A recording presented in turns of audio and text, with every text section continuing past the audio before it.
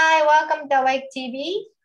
So today Sue and I are going to talk about time to be a responsible creator. We have been talking about this topic, but today I came across Daniel's channeling, time to admit you are inside. I think title is similar like that. I just want to put the link. But whole topic is when I witness something is going on outside of your world, even though you are not the one who is doing it, like people arguing or I don't know, purging or whatever, like something's happening, you are also holding particular vibration, not exactly the same vibration, but you have similar resonance vibration within you. That's why outside of you stuff is happening. You happen to be in that timeline. I'm not saying you suddenly went to crazy fucked up timeline. I'm not saying that. I'm saying I witnessed that, even though right now we are going through purging period. So that's why we want to talk about it, so we can further transform ourselves.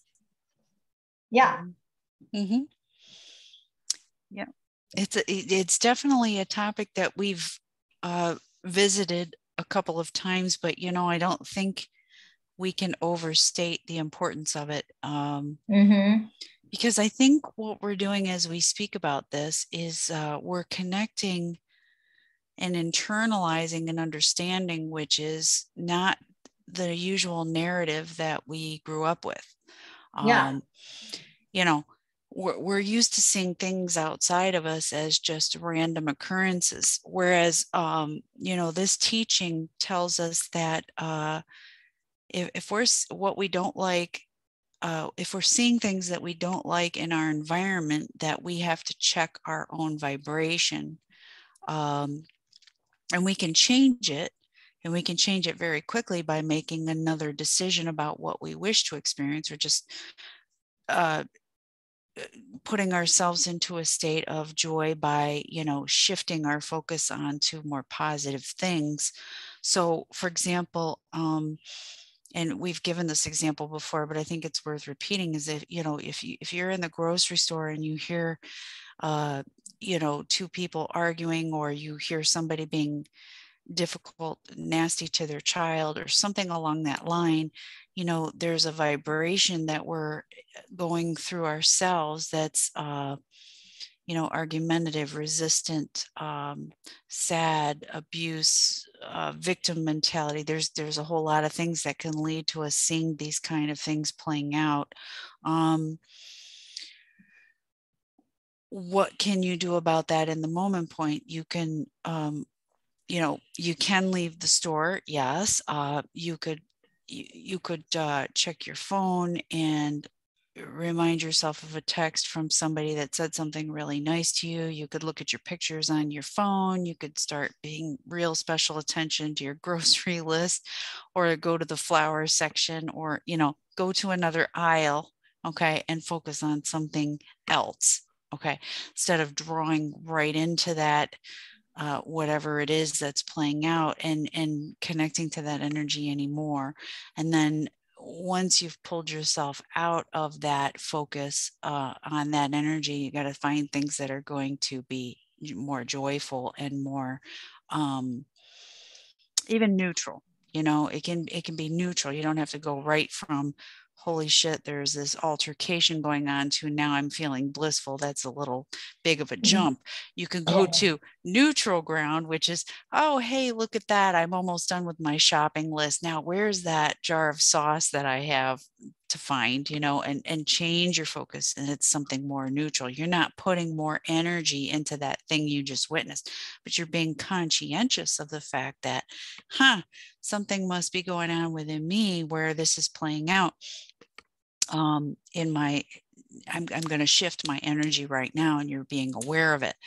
And we've said, and I know I've said this probably last year or a while ago, but if you decide ahead of time you're going shopping, or you're going to have a day at the beach, or whatever you're doing, your intention about that day I'm going to meet really nice people. I'm going to find a parking spot.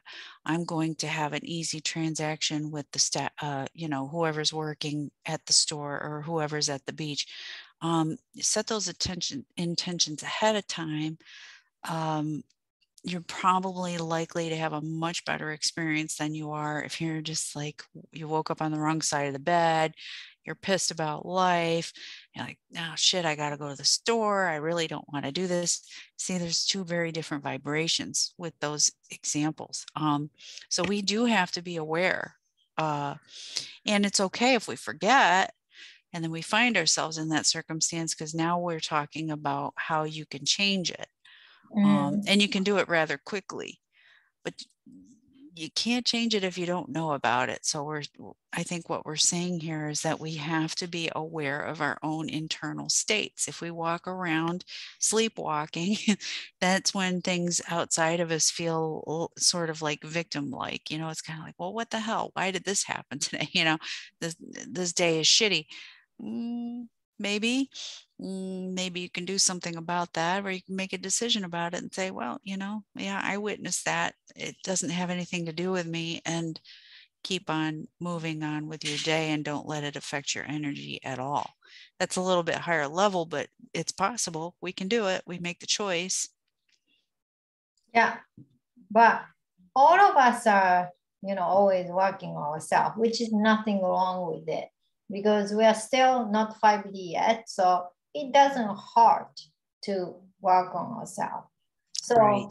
Like, I kind of discovered a new thing, that when you work on yourself and then your external environment is not reflecting like a super light energy, let's say, let's say if you happen to be in purging timeline, even though you worked on yourself, like I discovered sometimes you trigger other people, stuff like that, not because you said something, you did something because you worked on yourself. So you worked on yourself, and then that kind of like tricked into other people will work on themselves too, because you worked on yourself, because everything is connected. But that's one thing. But I want to go further. Like that's almost like, oh yeah, you're observing, oh, I worked on myself and then other people are triggered, or oh, it's their turn to work on themselves. That's very passive. So if you think, or you're going to investigate, let's say, the other day I was talking to my friend, and then I don't go into the details, but I was trying to look for the part she was talking about on her life, which wasn't, it was challenging. Then I was trying to find what part do I have in my, not in my life, but in my emotion or vibration, what she's talking about. It was more like, you get super tired of yourself because taking care of other people, that kind of like, and I was trying to find that part of me, even though I no longer, become Jesus for other people. I was still trying to find, if I just had the conversation about that, according to experience, indeed a part of me still having that kind of vibration, that kind of, I guess, resonance. So I was investigating and I found it. So it was very like detective work, because after you work on yourself a lot, it's not you can find a super obvious dense emotion or dense anything, because you worked on yourself. So you only have a tiny, teeny bit. But if you are aware of, you have something, even tiny bit, that gonna give you the opportunity to, I guess, feel through the emotion, or, work on yourself in your own way, or maybe you can meditate. I kind of did Steve Noble meditation after I found out about, oh, I do have a tiny bit of that and this and that. So you can do your own way to release those tiny, speck of whatever you still had. Then stuff changes, right? So that's what I wanted to suggest on top of it. So we are being proactive about our situation as well, you know. Yeah. And that's my learning experience, lesson to, like, I'm still being proactive instead of just saying, oh yeah, I worked on myself, you know. Well, and I've heard it said that really, if you think about it, we're all one mind coming from source, having individual realities, because that increases the experience. Yeah. So if we're all one mind, and in that sense, we're also mirrors for each other. We're reflections of each other. And, you know, so in my experience, I think that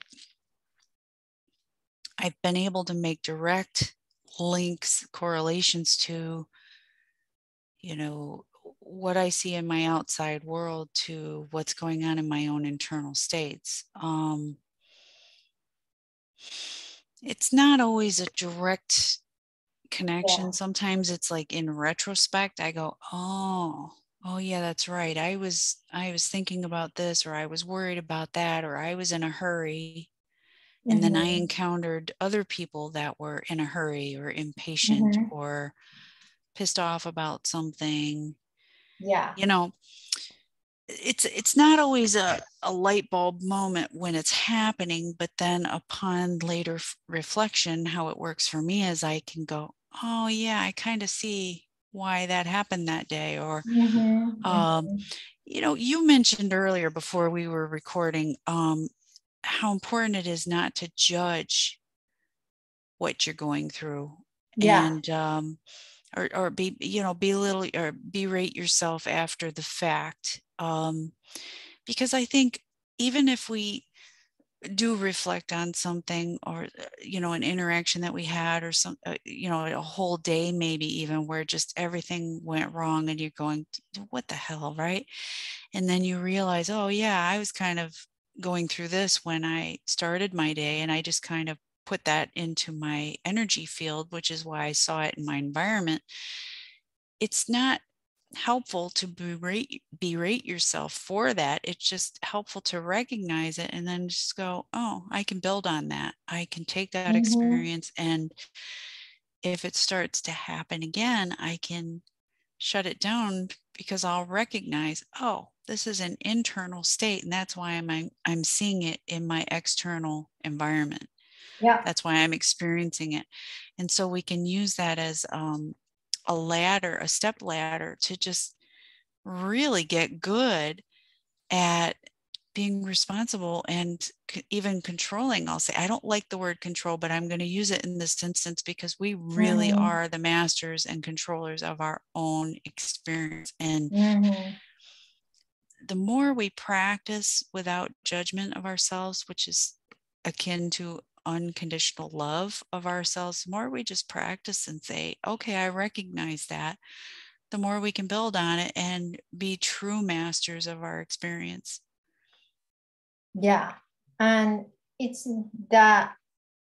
important, just because like I witnessed something like unexpected, that doesn't mean you, listen to my channeling of Ashtar. Ashtar was saying, doesn't mean you suddenly went to some weird lower timeline. It's not like that. Sometimes, especially when you're going through huge transformation, it would be like from carbon body to light body, or we are shifting one huge timeline change, dimension wise. We're not still 5D yet, but we are saying going through very close to 5D. You know, right now we are 4.95. Very, very close now.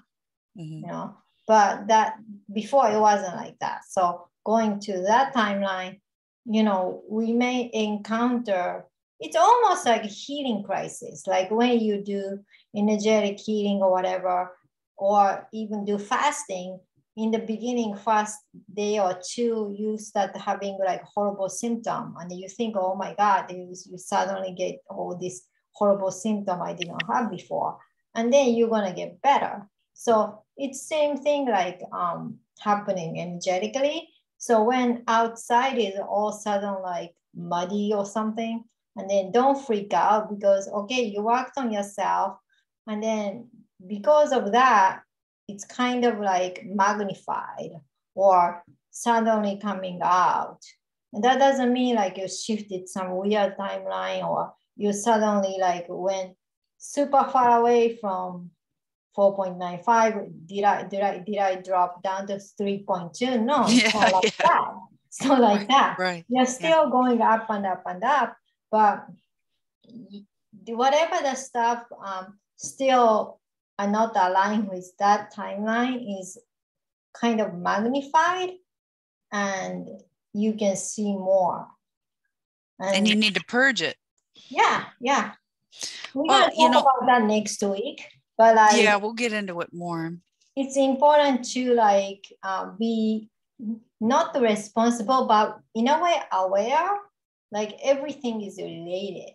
It's not like, for example, we have been telling you guys, do not focus on something makes you feel scared or makes you feel angry, like, whatever the TV news or whatever stuff is going out there. But even that, all this war situation, you can really think about how is this relate to me? Like all this emotion am I having? Do I have some kind of a war consciousness within me? You may want to investigate that if you have that consciousness. And then if you have even tiny speck of that, that is your opportunity to clear that. Mm-hmm. And that's how you change the world. It's not changing the world with going to the spiritual war. You will battles, yeah. Within. You will clear within. Yeah. I can't agree more. I was just saying to another friend today how I don't understand the spiritual community, because they say they want to get to 5D where it's peace and unconditional love and cooperation and joy, but yet they think they're going to get there by spiritually battling. That doesn't make any sense, folks. If you like Erica said, if you recognize that you're kind of attracted to these wars and fights and conflicts, there may be a part of you that's still sort of programmed or resonating with that. That is really not how we get to 5D. And I don't know if people have figured this out yet or not, but we're not changing anybody's minds. Okay. We can come up with the best, list of arguments ever made. And still, when a person is in alignment with a belief or a concept, they're going to stick with that belief or concept until they choose to change their mind. We can't do it for them. Yeah. So this constant struggling, battling is not the energy we want to be in. We want to be in the energy of peace, joy, contentment. Now, somebody asked me this morning, so did you hear what's going on in China? What's going on in China? I have no idea, but he told me a little bit about it. And I said, okay. I said, well, I think he linked it to, the people need to stand up to the CCP. It sounded like similar to what just happened in Ukraine, where they were maybe getting rid of, maybe the white hats are getting rid of some biological weapon facilities or something. I don't know. I really don't know for sure because I haven't heard a thing about it, but he was quite clear there's something going on. And I said, I think you touched on the key of what might be happening. I said, we're talking about a society who probably has generations of you fall in line and be subservient to your elders and your betters, you know, there's that definite pecking order. If these folks are being called upon now to stand up for themselves and push back, they're going to be clearing generations of a particular behavior and way of life, and they're going to free themselves. But that's their thing, right? They incarnated there in China at this time. They probably have a family lineage, you know, other lifetimes in this society. And now they're being called in this lifetime, in this present moment, to clear that. That is their soul mission, their soul. It doesn't have anything to do with me. So for me to jump into that energy and get concerned about it, it's like mind your own business, Sue. Yeah, You know, that's that's true. not yours. That's not yours to clear. The best thing I can do for those people is send my love through the airwaves, through my good intentions, whatever task you're taking on. I wish you the best. You know, I said, but if I keep my energy happy, joyful, we've got the one mind, the one collective consciousness. I'm helping them by staying out of their business.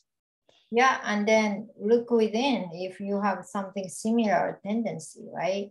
Mm-hmm. So that's it. That's how you help them. And if anybody gonna tell you if you don't sympathize, whatever the people, you sound selfish. That is how people manipulate you.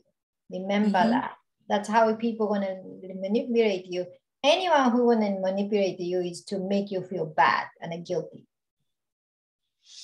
Any way they're gonna do that, that's a manipulation.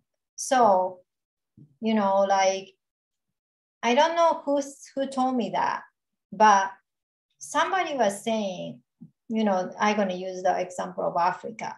You know, people in Africa are starving, and then you decided to go hunger strike because you feel like, you know, empathy about their situation. It doesn't solve their problem. And I was like, wow, that makes sense, you know, because you're here in the United States, you feel empathy, but seriously, Well, it's not your experience to go through. yeah, it's not your experience to If go through. So just focus on your life and focus on your, I guess, problem, and not focus on your problem, but you focus on solving your problem, and then, you know, do something about that within instead of like, you know, focusing somewhere else, like outside of you. Like, but you can also investigate what this Africa starving situation is correlate within your whatever you're having, right? mm-hmm. Feeling of lack or whatever. Okay, maybe that's how I created this Africa situation, even though I never been there, right? So you can work on yourself within without focusing too much on what's being told on news or whatever. Or That's talking my that's or my taking thing. on the pain, or taking on the pain of it. You know, awareness of something, having compassion for some other people's situation is always recommended, in my opinion. It's you know, if it comes into my field of awareness, I am going to hold compassion. But for me to suffer because I know this information doesn't make sense, Yeah, I'm it not doesn't. helping the collective vibration, and there's a Mm-hmm. difference there. Now, some people are programmed into believing that if they don't suffer too, it's almost like a survivor's guilt, you know? It's like, well, gee, how can I have a good life when I know all those people are starving? And that's, you know, that's something that's been kind of ingrained into most people in society that aren't sociopaths. You know, like somehow we can't have a good life if somebody else is suffering.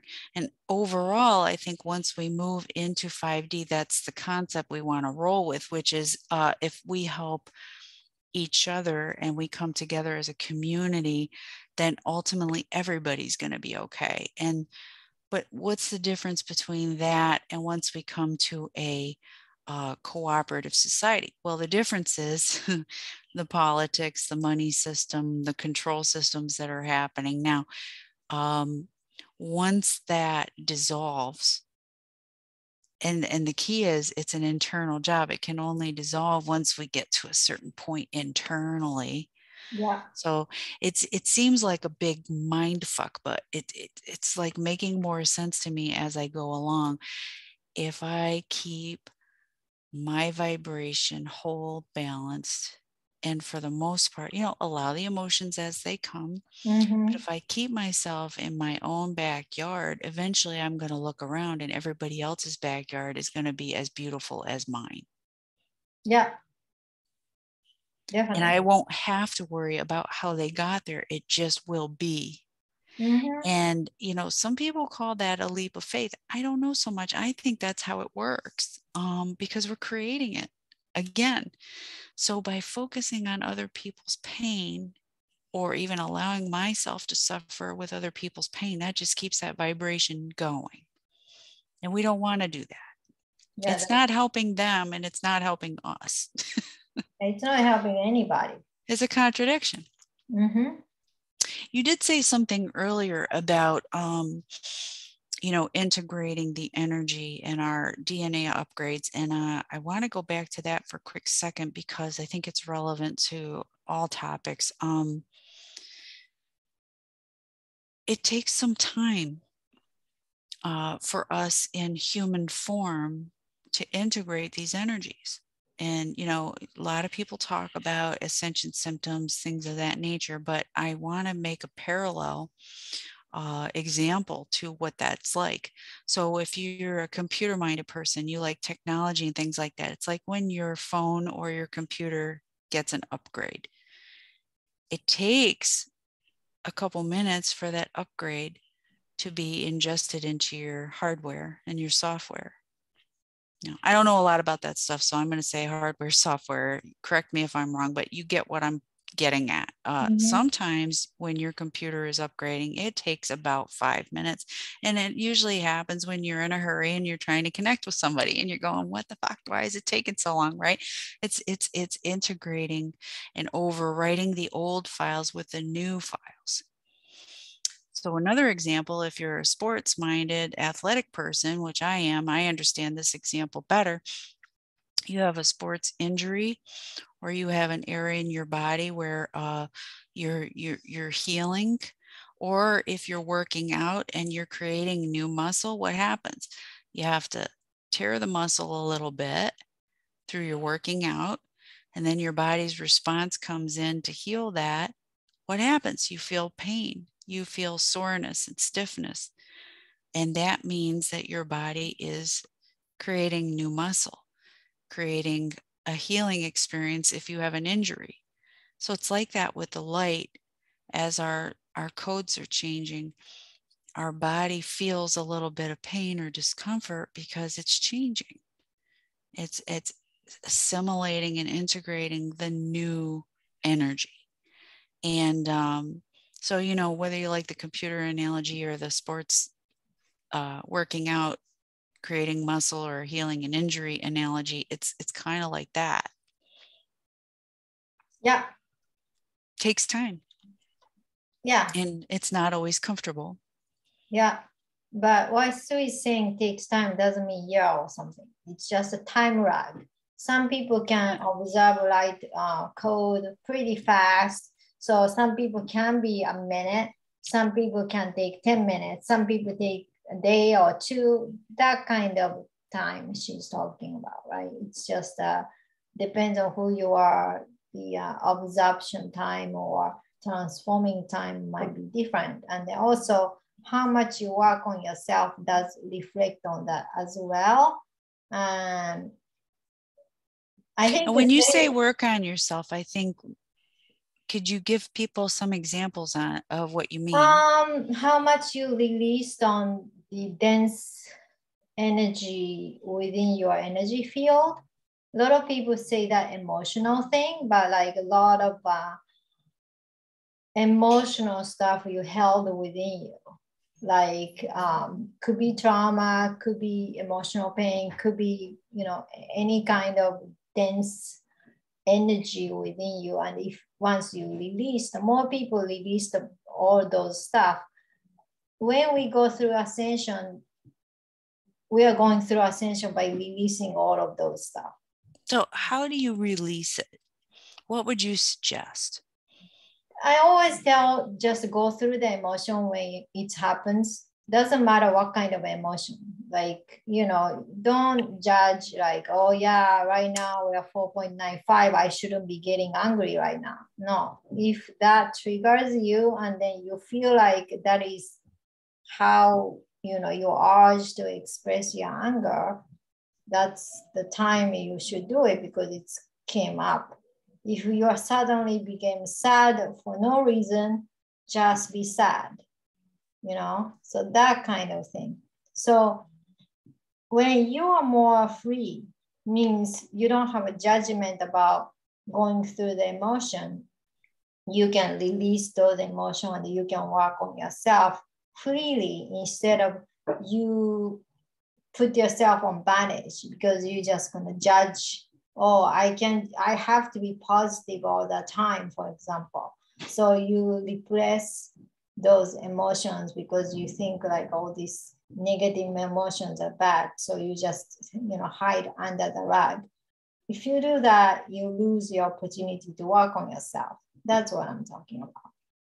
I appreciate you going through that. And the only thing I would add is I do say to myself, I'm ready to let go of this now. Because I think, you know, and it may take a number of times being ready to let go of the same issue. Yeah. I think that's okay. You Okay. know, because it's happened to me where I think I've really gotten through it and I've truly let it all go. And then sometimes I'm surprised and I get triggered again and it's the same issue. And I think it's okay to just be continually willing to let it go. It's going to be gone when it's gone. Yeah. We can't force it to go. So working on ourselves is, my definition is like we're consciously aware of the issue. We know that it's something that we feel. But I also think that we have to visualize that eventually it will be gone. I don't know when that'll be. I don't know if I'll ever cry about it again, but then I start to visualize myself when I no longer feel that way. And it's just really, really gone. And I feel very neutral about it and truly willing to let it go.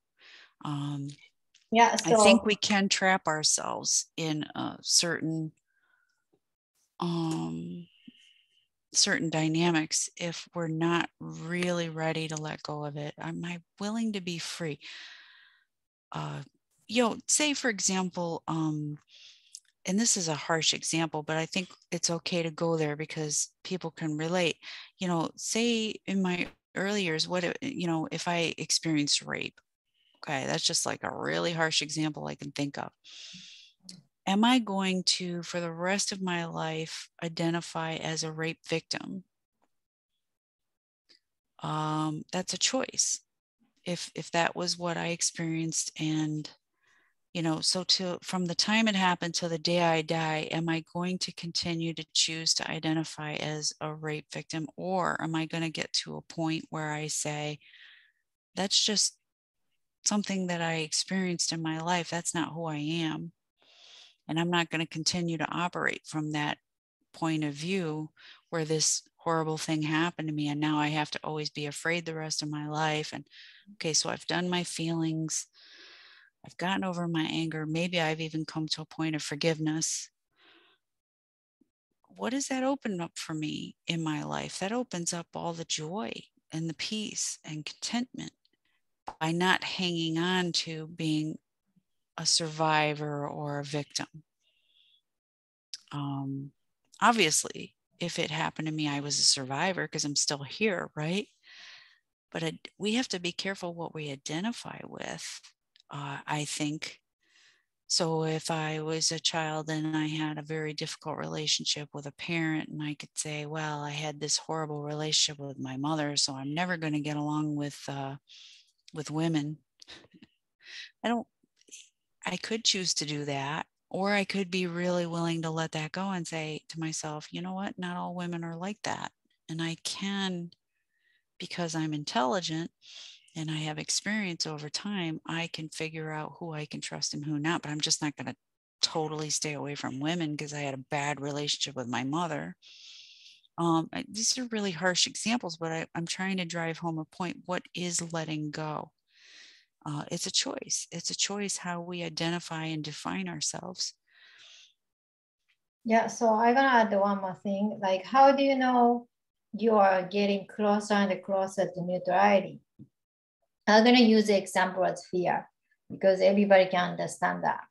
So let's say if you are scale 1 to 10, whatever the stuff toward the fear was 10 when you start working on yourself. And then you kept on working on yourself because trigger happened, whatever the time. So each time when you work on yourself, you started to realize those degree of 10 is getting less and less eventually. Now it's 5. Okay, next time I triggered. And then when you worked on 5, you're thinking you got rid of your fear, right? And then the trigger happened. And then, okay, you get surprised. Oh my God, I thought I got rid of it. And it's here now. But it's almost like a peeling onion. So next time you experience it's 3. So it's still fear, but degree of the fear is less. So eventually, like a speck of the thing I was investigating,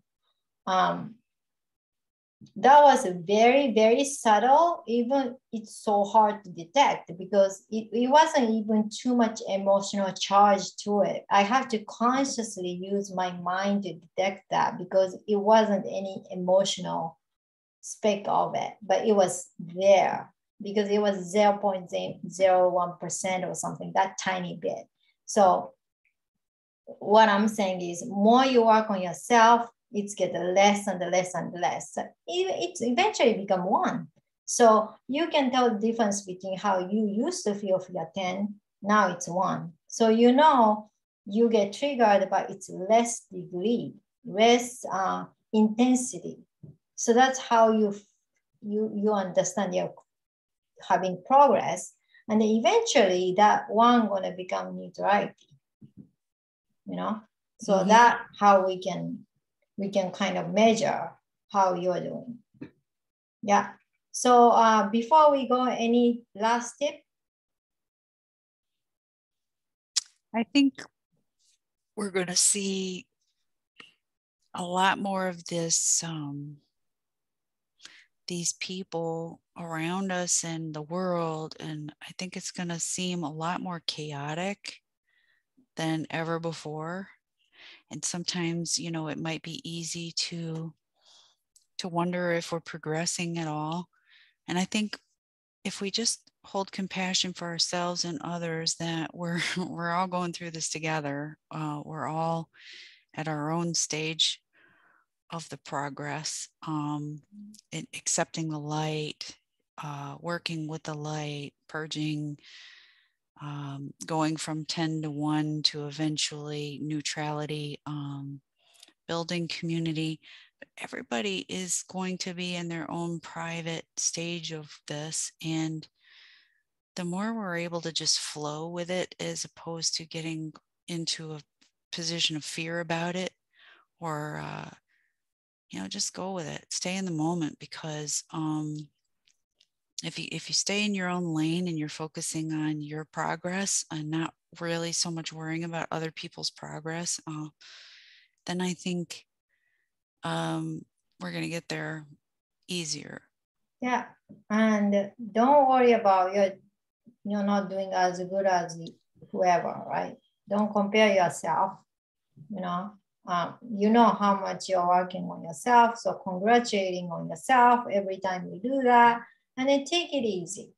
If you want to see some crazy outside, if you have extra energy, you can find out those detective work, but you can take it easy. If you work the hell out of you and then outside is kind of like, wow, that probably got nothing to do with, it does, but you can sometimes take it easy. Don't take it everything seriously to say, oh, I have to find every single piece of what's wrong, like what I see right now. Then you're going to get exhausted. So you're just going to say, okay, maybe I magnified everything because I worked on myself. Maybe that got nothing to do with me, and then you can take it easy as well. So you guys, again, you can focus on your joy. You can focus on your whatever, like your happiness. And that doesn't mean you're being selfish, because when by you focusing on that, believe it or not, you're contributing yourself and others going toward ascension. Absolutely. Yeah. So Sue and I are going to bring more interesting topic next week. Thank you so much for watching. Please share, like, subscribe. We see you guys next time. Bye. Bye.